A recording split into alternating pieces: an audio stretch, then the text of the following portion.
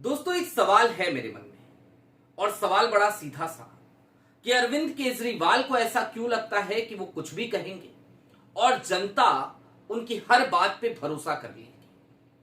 अब देखिए ना, आज की तारीख में अरविंद केजरीवाल की पार्टी यानी कि आम आदमी पार्टी वो चली तो थी नेता प्रतिपक्ष राहुल गांधी को घेरने के लिए, लेकिन दांव उल्टा पड़ गया और सुप्रिया श्रीनेत ने अरविंद केजरीवाल की, आम आदमी पार्टी की और आपियों की ही पोल खोल के रख दी। बता दिया कि आरएसएस के कनेक्शन से बनाई गई पार्टी आज की तारीख में आरएसएस और उसके सहयोगी संगठन यानी कि भारतीय जनता पार्टी के द्वारा ही खत्म की जा रही है और आप जो कुछ भी बोल रहे हैं वो उसी की बेचैनी है। नमस्कार, मैं स्वप्निल और आप मुद्दा देख रहे हैं। दोस्तों, आगे बढ़े उससे पहले एक छोटी सी अपील है। मुद्दा इन दिनों एक गंभीर आर्थिक संकट से जूझ रहा है। एक तरफ हमारे मेन बैंक अकाउंट्स को फ्रीज किया जा चुका है, तो दूसरी तरफ हमारे 2.5 साल पुराने चैनल को भी परमानेंटली डिलीट किया जा चुका है। यानी कि रेवेन्यू के सारे रास्ते बंद करके हमारी आवाज को खामोश कराने की कोशिशें जारी हैं। लेकिन हम ना रुके थे, ना रुके हैं, ना डरे थे, ना डरे हैं और ना कभी डरेंगे। बेबाकी से सत्ता से सवालों का सिलसिला यहां जारी रहेगा। लिहाजा आपसे गुजारिश है और ये गुजारिश करना हमारी मजबूरी भी कि यदि आप सक्षम हो, यदि आप चाहें तो छोटी छोटी मदद मुद्दा की जरूर कीजिएगा। इसके लिए आप स्क्रीन पर दिख रहे क्यूआर कोड या फिर के नीचे दिख रहे यूपीआई नंबर का इस्तेमाल कर सकते हैं। अब आगे बढ़ते हैं और सबसे पहले आपकी स्क्रीन पर आम आदमी पार्टी का एक ट्वीट है। इस ट्वीट को जरा गौर से देखिएगा। इस ट्वीट के नीचे एक तस्वीर भी पोस्ट की गई। आपको याद होगा, बड़ी ऐतिहासिक तस्वीर है जब मोहब्बत की दुकान खोलने का सपना पालने वाले राहुल गांधी ने प्रधानमंत्री नरेंद्र मोदी को गले से लगा लिया था सदन के भीतर, लोकसभा के भीतर। उसी तस्वीर को पोस्ट करते हुए आम आदमी पार्टी के ऑफिशियल हैंडल ने लिखा, देश के प्रख्यात समाज सेवी वैज्ञानिक सोनम वांगचुक पर देशद्रोह का झूठा मुकदमा डालकर मोदी की तानाशाही सरकार ने उन्हें जेल में डाल दिया है और देश के तथाकथित नेता विपक्ष राहुल गांधी ने चुप्पी साध ली है। बीजेपी के भारत पाकिस्तान मैच कराने के फैसले पर भी राहुल गांधी ने चुप्पी साध ली थी। अब ये जग जाहिर हो चुका है कि राहुल गांधी केवल कैमरे के लिए चंद मुद्दों पर बीजेपी का विरोध करते हैं, लेकिन जिन मुद्दों पर पूरे देश में बीजेपी के खिलाफ लहर चल रही होती है वहां राहुल गांधी गायब हो जाते हैं। ऑपरेशन सिंदूर में हमारे कितने जहाज गिरे, ये पूछने वाले राहुल गांधी सोनम वांगचुक पर आखिर अब चुप क्यों हैं? क्या राहुल गांधी बीजेपी के एजेंट हैं?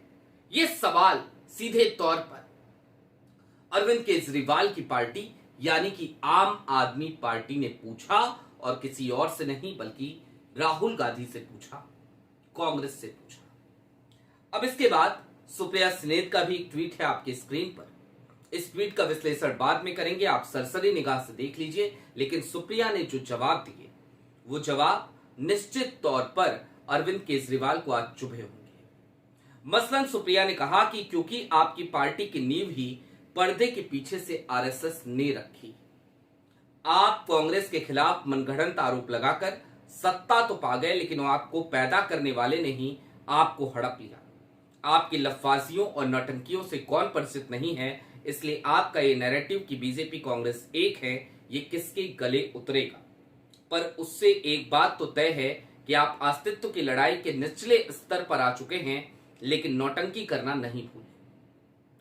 याद रखिएगा, जब आप जेल में बंद थे तब इसी कांग्रेस परिवार ने आपके परिवार को संभाला, आपके लिए आवाज उठाई, आपको इंडिया गठबंधन का हिस्सा बनाया।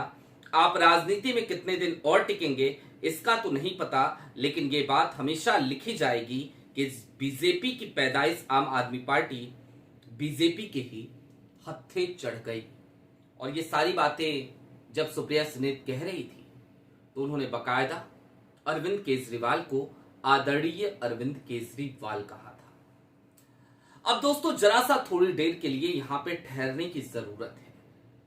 हालिया दिनों में उपराष्ट्रपति चुनाव हुए थे।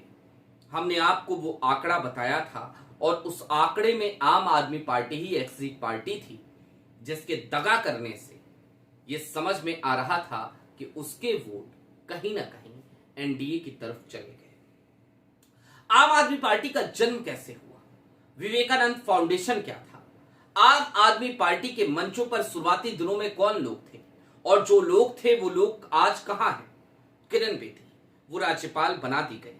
जनरल वीके सिंह, आप सब जानते हैं भारतीय जनता पार्टी और जनरल वीके सिंह के बीच के संबंध को, यानी कि कुल मिलाकर उस जमाने में जो इंडिया अगेंस्ट करप्शन की शुरुआत अरविंद केजरीवाल ने करी थी, आईएसी का एक मंच बनाया था, अन्ना हजारे का एक चेहरा था और अन्ना आंदोलन की अलख जलाई थी, उन सब से कहीं ना कहीं सिर्फ एक ही काम करने की कोशिश की गई थी और वो काम था कि किसी भी तरीके से यूपीए की सरकार को बदनाम किया जाए और यूपीए की सरकार की नींवें हिला दी जाए।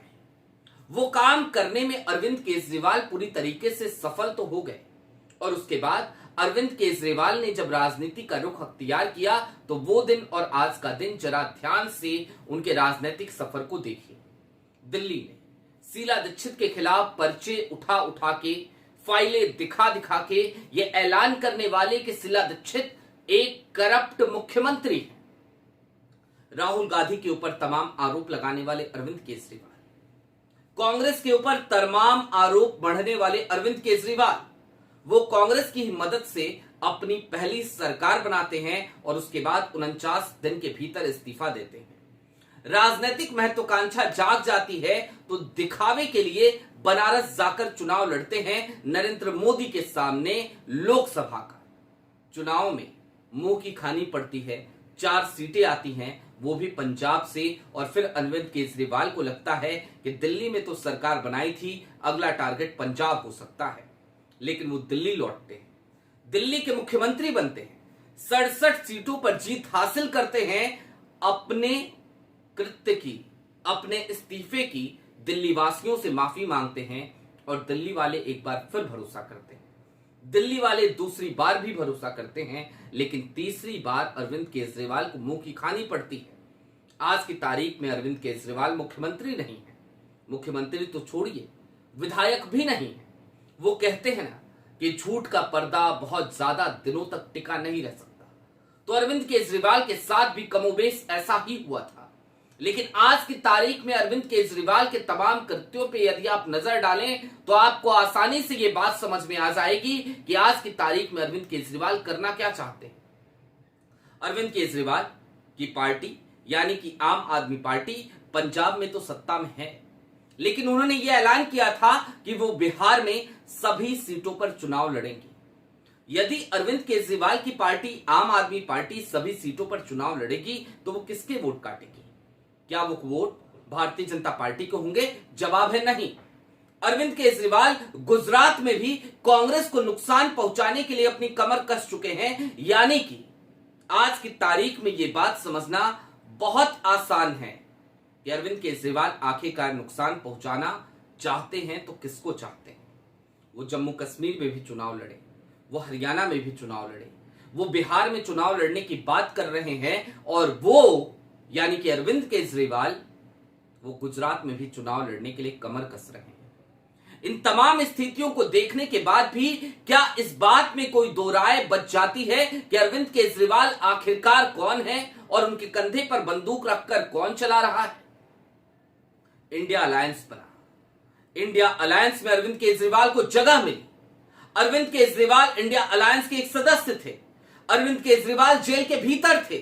राहुल गांधी से लेकर सोनिया गांधी तक सब उनकी पत्नी सुनीता केजरीवाल को ढाढ़स बता रहे थे। दिल्ली में एक मंच सजा था, क्या उन तस्वीरों को कोई भूल सकता है?